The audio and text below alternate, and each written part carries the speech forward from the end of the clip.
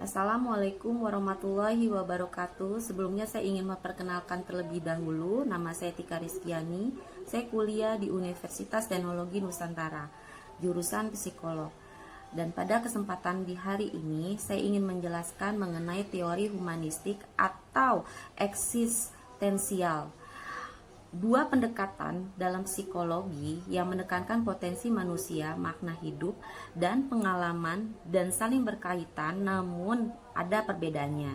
Dan tokoh yang membawahi teori humanistik atau eksistensial ini ada dua, yaitu Carl Rogers dan Abraham Maslow. Saya di sini akan menjelaskan dulu biodata mengenai Carl Rogers. Beliau lahir tanggal 8 Januari 1902 di Amerika Serikat. Wafatnya 4 Februari 1987 di California. Pendidikan pertanian di University of Wisconsin dan kemudian pindah ke bidang teologi. Akhirnya tertarik di dunia psikologi dan pendidikan. Rogers sebagai salah satu pelopor psikologi humanistik bersama Abraham Maslow. Teori banyak diterapkan dalam dunia seperti psikoterapi, pendidikan, konseling, dan bahkan manajemen organisasi. Konsep dan prinsip utama Carl Rogers adalah self, diri, yaitu kesehatan mental. Teori dari Carl Rogers, person-centered, adalah berpusat pada klien, yaitu pendekatan dalam psikoterapi dan konseling sebagai alat penyembuhan dan pertumbuhan. Manusia secara alami positif memiliki dorongan tumbuh dan berkembang.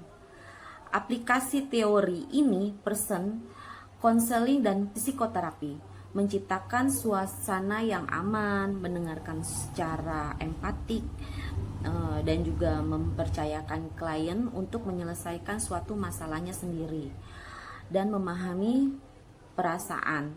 Bagus untuk gangguan kecemasan, depresi, krisis identitas, dan pengembangan diri.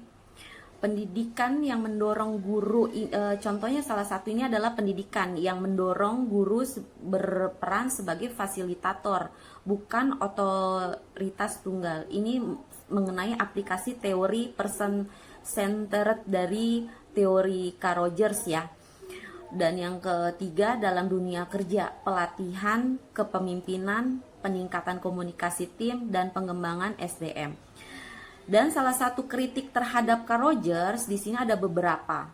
Antara lain yaitu satu, terlalu optimis terhadap manusia, kurangnya struktur dan teknik, tidak cocok untuk semua kasus, terlalu fokus kepada individu, sulit diukur secara ilmiah.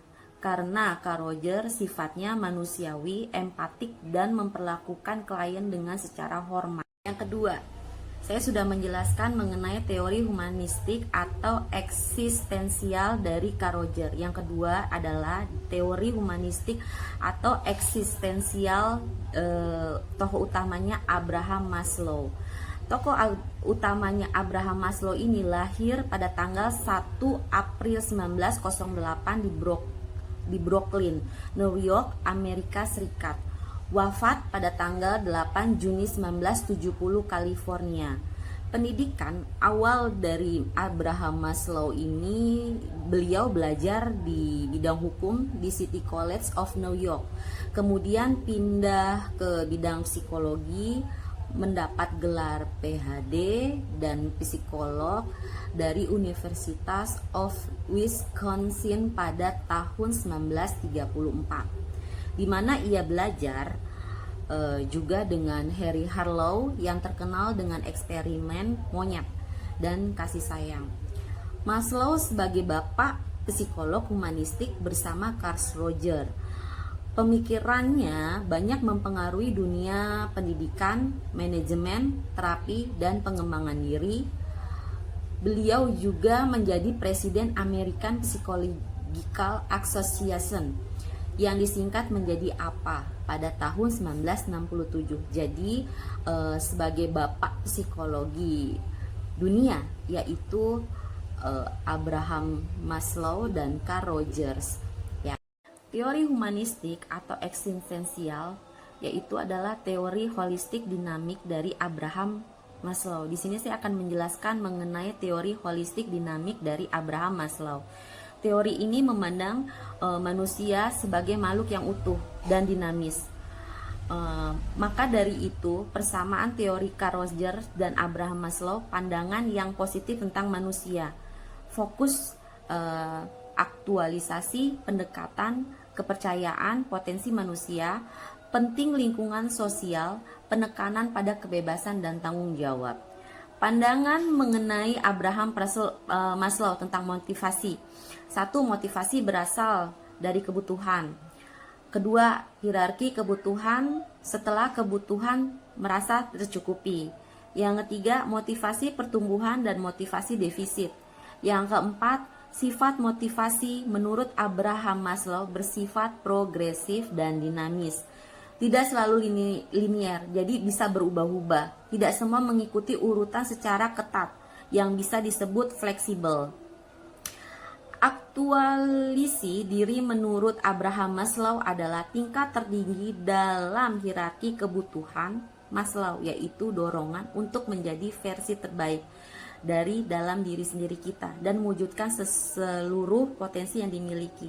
Jadi menjadi versi terbaik dari diri sendiri. Kritik terhadap Abraham Maslow. Satu, terlalu umum.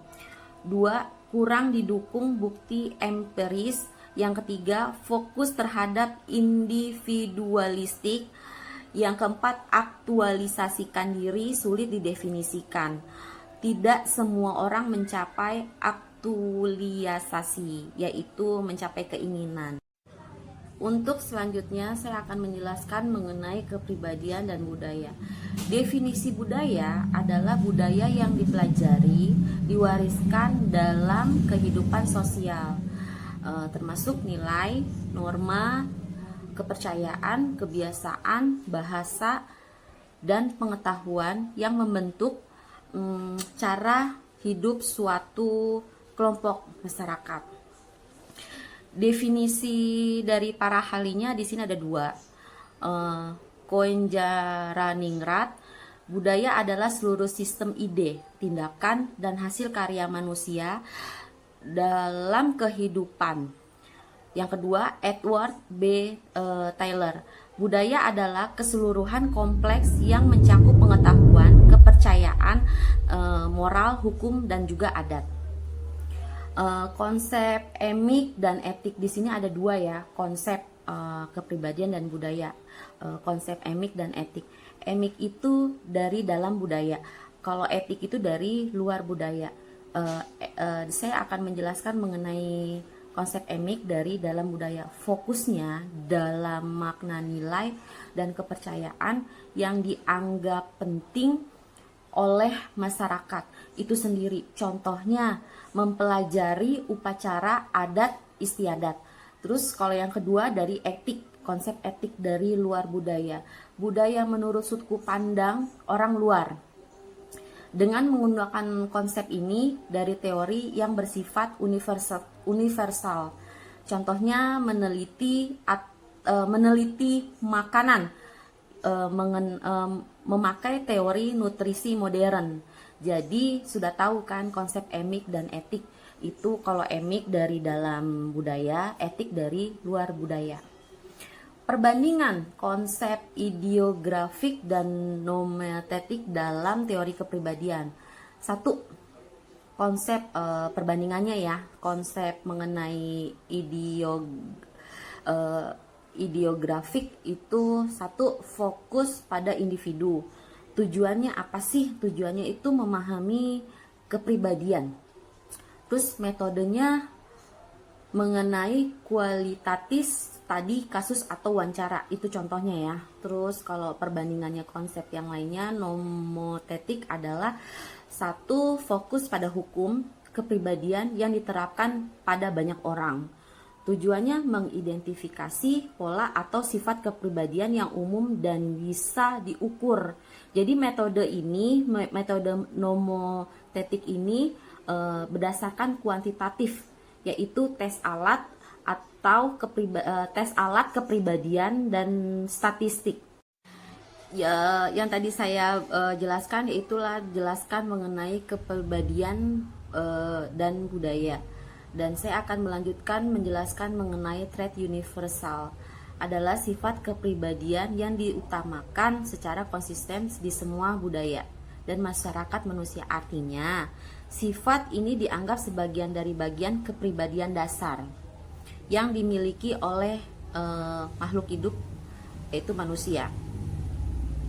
Terus yang kedua, penelitian psikologi cross-cultural adalah jenis penelitian yang membandingkan pola psikologis antara berbagai budaya dan memahami perbedaan dan persamaan dalam perilaku, pikiran, dan perasaan manusia berbagai latar belakang berbudaya yang berbeda-beda. Terus individualisme dan kolektivisme adalah dua konsep. Ini adalah dua konsep ya yang menggambarkan bagaimana budaya memandang hubungan antara individu dan kelompok sosial. Terus selanjutnya introversi dan budaya. Jadi mereka nih mengenai introversi dan budaya adalah saling berhubungan dalam konteks bagaimana kepribadian introvert dipengaruhi oleh norma dan nilai budaya sekitarnya.